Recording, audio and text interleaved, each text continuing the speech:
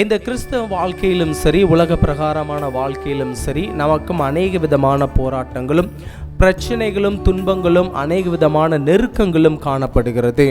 ஒவ்வொரு நாள் தொடக்கத்திலிருந்தும் அந்த நாள் முடியும் வரைக்கும் இந்த நாள் எப்படிப்பட்ட நாளாக இருக்க போகிறது, என்னென்ன பிரச்சனைகளை நாம் சந்திக்க போகிறோம், எந்தெந்த பிரச்சனைகளிலிருந்து நாம் எவ்விதமாக அந்த பிரச்சனையிலிருந்து வெளிவரப் போகிறோம் என்கின்ற சிந்தனையும் ஒவ்வொரு நேரத்தையும் நாம் அழுகையோடும் வேதனையோடும் பலவிதமான துக்கத்தோடும் நாம் கழித்து கொண்டிருக்கிறோம்.